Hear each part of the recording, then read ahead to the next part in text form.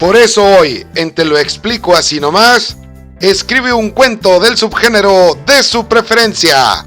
¡Comenzamos! Muy bien, chavos, chavas, ya llegamos al último proyecto de este trimestre. Ya estamos listos para el examen, ¿verdad? No. Ok, voy a tomar eso como un sí. Bueno, ¿qué va a consistir este último proyecto? Escribe cuentos de un subgénero de tu preferencia. Tenemos que mencionar que en este proyecto ya no nos vamos a meter con definiciones de lo que es el clímax, de lo que es el planteamiento, a lo mejor sí, pero ya enfocado a tu escritura. Ya no vamos a ver ni los tipos de narradores, ya no vamos a ver tampoco qué es un personaje principal, puesto que ya lo sabes, qué es un personaje secundario, ya lo sabes. Fuimos timados. Entonces ahora nos vamos a enfocar, o en este proyecto nos vamos a enfocar para que tú escribas tu propio cuento. Se supone que ese cuento ya debe de estar en el Classroom para cuando este video está publicado. Ok, voy a pensar que ya lo hiciste también. Muy bien, ¿qué necesitas saber para crear una trama eficaz? La trama, ya sabes, es la parte más complicada para preparar cuando se escribe sobre algo de ficción o algo que no existe. Seguramente porque es una parte vital, por eso saber crear tramas es súper básico. La trama es la forma en que se estructura la narración y consta de diversos elementos que deben encajar entre sí con la precisión de un engranaje, como si fuera un reloj. Tal vez tú te hayas sentido alguna vez abrumado por la compleja tarea de crear tus propias tramas. Pero si vamos, te inventas historias a veces cuando no entregas la tarea, entonces no es tan difícil crear una trama. Solamente hay que encontrar esa inspiración. Qué trucazo, ¿no? Los escritores se ocupan en detalle de los personajes, de los diálogos o de las descripciones de las ropas, cosas, paisajes. Pero si no hay una buena trama que sostenga todo lo anterior, la narración es aburrida. Doc, ¿de qué está hablando? Muy bien, las partes de la trama. Al crear una trama, primero lo que debes hacer es dividir tu historia en 3 segmentos. Ya sabes, los clásicos, ¿no? Planteamiento, nudo y desenlace. Para recordar, en el planteamiento vas a presentar un estado normal de las cosas antes de la irrupción del conflicto. En el desarrollo es donde darás cuenta de la evolución de ese conflicto. Y en el desenlace, el conflicto se va a superar y la situación vuelve a un punto normal o de reposo. A eso llamo simplificación. Para lograr pasar de un segmento a otro en nuestra trama de una manera suave, sin que existan cortes abruptos, dispones de 2 elementos y uno es elemento detonador y el otro es el clímax. Cuando hablamos de un elemento detonador, aparece durante la primera parte de la trama, el planteamiento, y es la situación o acontecimiento que va a venir a alterar el equilibrio de las circunstancias, introduciendo el conflicto. De esta forma, este elemento detonador va a ser nuestra puerta de entrada hacia la parte del desarrollo. Recuerda que este elemento detonador va a ir entre el planteamiento y el desarrollo de nuestra trama. Eso va a hacer que hagamos ese famoso cliffhanger o que nuestro lector nos siga leyendo. Por ejemplo, si agarramos la historia de una Godínez de mediana edad, cerca de los 30-35 años, feliz con su trabajo estable, nuestro elemento detonador será su despido. Pero ¡hey! Las risas no faltaron, ¿eh? Cuando hablamos del clímax nos vamos a situar durante el desarrollo, la parte media de la historia. Ese clímax es ese momento en que el protagonista supera ese conflicto y lo soluciona. Al menos toma la resolución de solventarlo. Así el clímax va a actuar como un nexo entre el desarrollo y el desenlace. Ahí te lo está mencionando. Otro gancho para tener a nuestro lector bien atrapado en nuestra historia. Volviendo al ejemplo de nuestra Godínez, el clímax sería en que la mujer comprende que al no encontrar un nuevo trabajo como Godín, a su edad es demasiado difícil, pues bueno, decide convertir la decoración a su hobby en su nuevo trabajo. ¿Estás llorando? No. Sí. Cuando hablamos del conflicto, es ese motor de la historia, ese obstáculo al que el protagonista debe enfrentarse o el objetivo que anhela alcanzar. Este conflicto a veces será una situación, una persona, tal vez algo dentro del propio protagonista, como una idea, un trauma, un vicio, una situación familiar, etc. Sure. En su intento por superar este conflicto, nuestro protagonista pondrá en juego una serie de fuerzas que serán las que hagan avanzar la acción hacia el momento culminante del clímax. De ahí es donde viene nuestro desenlace. Nuestro ejemplo, el conflicto viene dado por la búsqueda de empleo de nuestra Godín de mediana edad. No, esto ya es demasiado. Nos podemos apoyar para hacer más interesante nuestra trama o nuestra historia, el crear tramas secundarias. Estas son tramas con una estructura igual que a la trama principal, es decir, tienen igual planteamiento, desarrollo, desenlace, clímax, conflicto, pero se desarrollan en un tono menor y están subordinadas a la trama principal. Un ejemplo de una trama secundaria con lo que ya hemos estado platicando, bueno, pues una trama secundaria podría ser el retorno a la universidad de nuestra protagonista Godín, y con esta trama se reforzaría el sentido de la historia en que las personas mayores a las que la sociedad suele dar de lado son personas que todavía son útiles y que pueden estar llenas de proyectos, fuerzas y de ganas de seguir creciendo. Joder, qué gran historia, tío, me he emocionado y todo, macho, qué final épico, buenísimo, buenísimo. Ahí tenemos un ejemplo de una trama secundaria y aparte un mensaje que se complementa con la trama principal. Bueno, una historia muy dura, ¿no? Muy difícil. 7 pasos para hacer un esquema de tu trama. Número 1, tienes que pensar en las siguientes preguntas. ¿En qué punto de su existencia se encuentra el protagonista de la historia? ¿A partir de cuándo vas a empezar a contar la historia de tu protagonista? ¿Cuál va a ser su objetivo? ¿Qué obstáculos les vas a poner a tus protagonistas? Recuerda que tú eres el creador de esta historia, tú le pones los obstáculos. ¿Cómo va a superar estos obstáculos? ¿Qué otras subtramas o qué otras tramas secundarias van a ocurrir durante el transcurso de la trama principal y qué aportarán a esta? ¿Cuál será el resultado final? ¿Y cómo cambiará o madurará nuestro protagonista al final? ¡Wow! ¡Más despacio! ¡Velocista! Para poder escribir nuestras historias de ficción o nuestro cuento, nuestra novela o mini novela, nos vamos a ayudar del recurso español llamado los nexos temporales. Estos nexos son palabras como mientras, luego, cuando, etcétera, o grupos de palabras como tan pronto, como, desde que, a la par que indican la circunstancia temporal en la que ocurre la acción designada en la oración o proposición principal. Estas circunstancias pueden significar anterioridad, simultaneidad o posterioridad, o sea que fue antes, durante o después, con respecto a la trama principal o a nuestra historia. Aquí te pongo unos ejemplos de nexos temporales como el cuando viajé a Francia, el mientras voy a la peluquería, en cuanto me vio.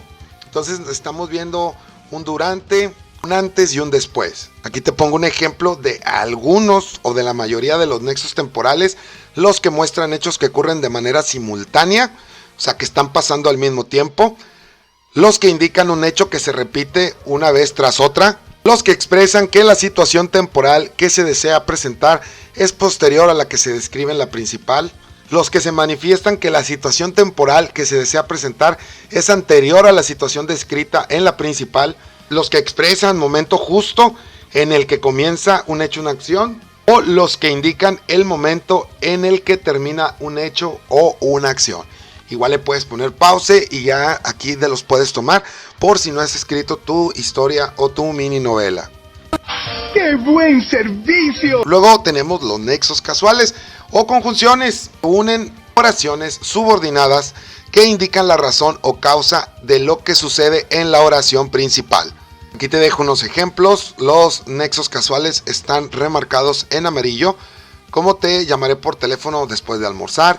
Estaba aterrado por la forma. Iré a tu casa enseguida que lo recibí con todo gusto, pues procuraré recibirlo. No obstante, lo hago porque me gusta. Si eres observador, que yo sé que sí, No puedo argumentar nada ante esa lógica. te darás cuenta que muchos de estos nexos van a ir con una coma, como lo vimos en la clase anterior. Si no has visto el video de la clase anterior, ya sabes que puedes buscarlo en la lista de videos de este canal. Qué agradable sujeto. No me confundan los nexos de tiempo con esto otro que vamos a ver, nuestro adverbio de tiempo. Estos adverbios son palabras invariables que indican, como su nombre, el tiempo, ayer, hoy, antes, mañana. Están estrechamente relacionadas con las locuciones adverbiales temporales. Son las formas por dos o más palabras, pero que funcionan sintáctica y semánticamente como una sola. Ejemplo, pasado mañana, de tarde, por la noche, etc. Aunque estos adverbios son invariables, algunos admiten sufijos, como ocurre sobre todo aquí en Hispanoamérica, que hablamos con el ahorita, el lueguito, el enseguidita. Incluso le ponemos un sufijo sobre el sufijo. Hacemos más diminuta una palabra que ya es diminuta, que no puede ser diminuta, como el ahoritititita. Adverbios temporales o locuciones adverbiales temporales. Tenemos las referenciales, que hacen referencia a un tiempo.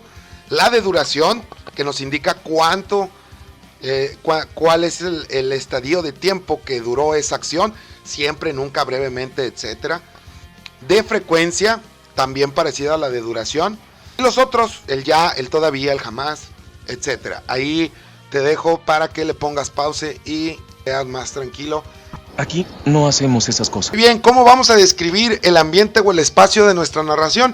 Bueno, pues toda narración tiene un ambiente donde los personajes realizan sus acciones. Este ambiente que presenta el narrador puede considerarse desde 3 puntos de vista. Un ambiente físico, que es el medio natural en el que van a suceder los acontecimientos de nuestro relato. Y aquí vamos a señalar el local o el sitio donde se desarrolla la narración, y también se describe el tiempo, la fecha, la hora en que transcurre nuestra acción. Un ambiente psicológico, que va a ser el clima íntimo que tiene la narración y que es el resultado de los problemas psíquicos que se plantean en ella o en nuestra trama. El amor, el suspenso, la aventura, el miedo, etc. Y un ambiente sociológico, es la condición social en la que se desenvuelve la acción, tomando en cuenta el nivel cultural, económico, religioso, clase social a que pertenecen los personajes de la narración. ¿Acaso no lo viste venir? Pero ¿cómo vas a describir los diferentes ambientes? Vamos a hacer uso de los adjetivos. El adjetivo, para recordarte, es una clase de palabra o parte de la oración que va a calificar al sustantivo y que aporta información incondicional o complementa su significado. Este adjetivo se coloca delante o después del sustantivo, concordando en género y en número. Los adjetivos determinan a los sustantivos al especificar o resaltar sus características. Por ejemplo, una pelota amarilla. La es el artículo, pelota es el sustantivo y amarilla es el adjetivo. Estamos describiendo el color de la pelota. Carro viejo, ¿cuál es el adjetivo? En resumen, damas y caballeros. Exacto, viejo. También se utiliza ampliamente para realizar descripciones generales o abstractas. Por ejemplo, el color amarillo de las flores, sin especificar qué tipo de flor. O fue una difícil competencia, siendo difícil un adjetivo abstracto. ¿Difícil para quién?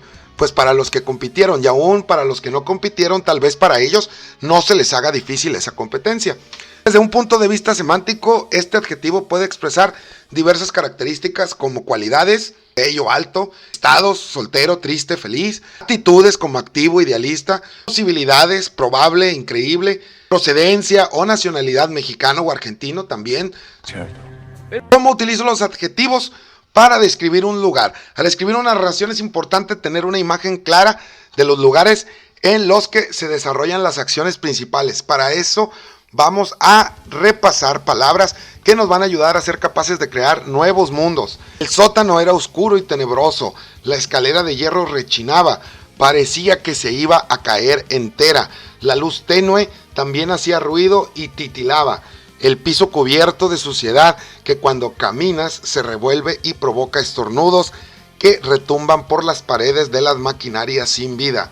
Sentada en el barro, arriba de la caja eléctrica, una muñeca pálida de porcelana con pelo negro y un ojo violeta. Un vestido negro de encaje llevaba puesto y sus uñas de color rojo podían ser esmalte o sangre. Aquí, ¡No, por favor, Dios, no! Aquí hay una infinidad de adjetivos que utilizamos para describir este ambiente. Pero también esos adjetivos los vamos a utilizar para describir una persona. Era Rosita perfectamente proporcionada de cuerpo, ni alta ni baja, ni delgada ni gruesa.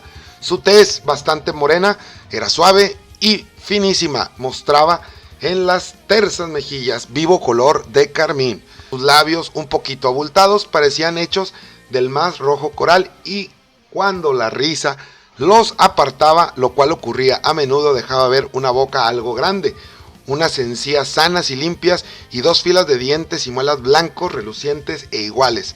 Sombreada un tanto el labio superior de rosita, y su cabello era negrísimo. Dos oscuros lunares, uno en la mejilla izquierda y otro en la barba, hacían el efecto de dos hermosas matas de bambú en un prado de flores. Es una descripción física algo poética sobre un personaje que se llama Rosita. Para describir la psicología también vamos a utilizar esos adjetivos. Esta consiste en la descripción del interior del personaje, es decir, su personalidad, su forma de ser. Describen los rasgos morales y psicológicos de una persona. Entre otras palabras, el autor informa cómo es un personaje por dentro. A este tipo de descripción también se le denomina etopeya, que es una figura retórica. Un chico muy alegre y educado, comprometido con su trabajo y siempre dispuesto a ayudar a quienes se lo piden. Le encanta ir al cine cuando tiene tiempo libre y sobre todo viajar. De hecho, este último año ha recorrido medio mundo él solo. Si te fijas aquí en esta descripción psicológica, no nos metimos absolutamente para nada con una descripción física. Sabemos que es un chico, pero desconocemos su edad, su estatura, su tez, su complexión, pero sabemos cómo le gusta hacer. Un retrato literario. Esta, como ya lo mencioné antes, es una figura retórica o recurso que se refiere a la descripción de una persona, de un personaje, tanto de sus rasgos externos o físicos, lo que vemos por fuera, como los internos, lo que conocemos de él, de su forma de ser, cualidades espirituales, morales, también el carácter. Pueden tratarse también de la descripción de animales, cosas o lugares, con una voz dulce, comportamientos muy sutiles y apropiados, de gran educación y con un rostro tostado por el sol. Poseía una cierta gracia que acompañaba a su vejez, pero con una dentadura aún fuerte y unos grandes e intensos ojos que hacían la mirada fuerte. Muy bien, letra mayúscula. También se utiliza para nombrar atributos divinos. Me encomendé al Señor. Señor, como nos estamos refiriendo a Dios, lo vamos a poner con mayúscula. O bueno, se va a iniciar con mayúscula. Y las creencias como materia de estudio. Mi hermano se graduó en arquitectura.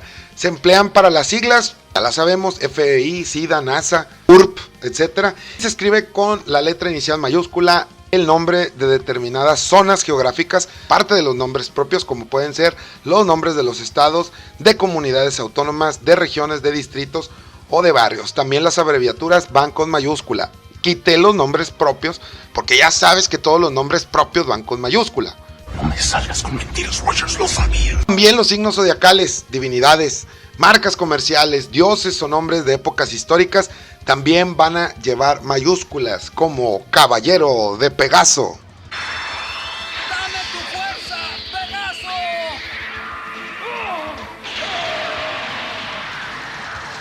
Bien, para tu proyecto final, ¡Por un demonio, lo que faltaba!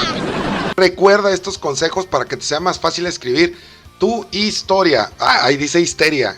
Qué loco. Bueno, me equivoqué. ¿Por qué me persigue la desgracia? Nos pasa, ¿no? Sí, claro. Y estoy harto de fingir que no lo es. Tu historia del subgénero de tu elección. ¿Cuáles son estos consejos? Bueno, recolecta ideas para tu cuento. La inspiración puede aparecer en cualquier momento. Comienza con las características del cuento. Una vez que hayas elegido una idea, necesitas saber los rasgos básicos del cuento antes de escribir. Encuentra una inspiración, sobre todo en personas reales, personas que te rodean.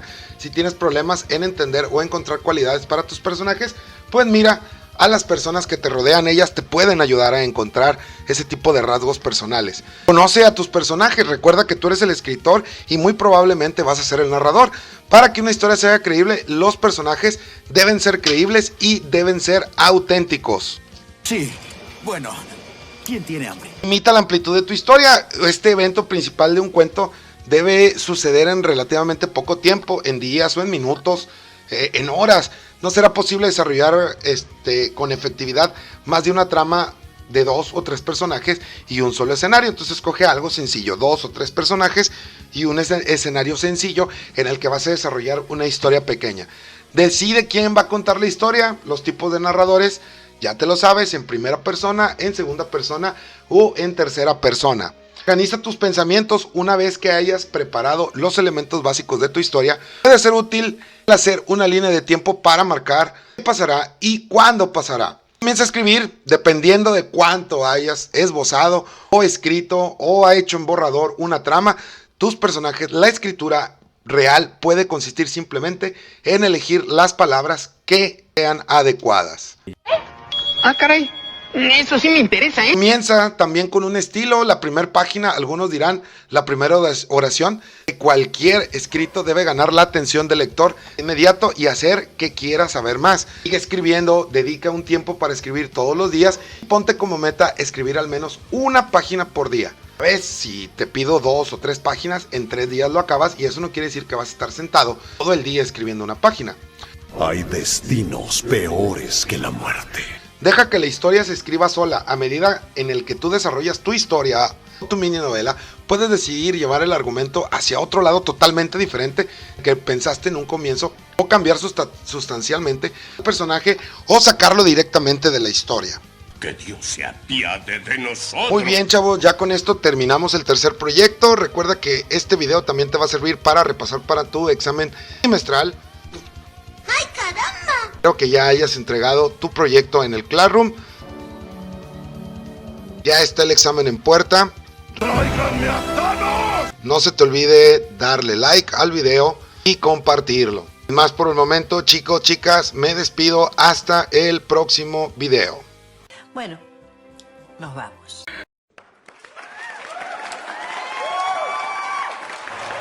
Sí.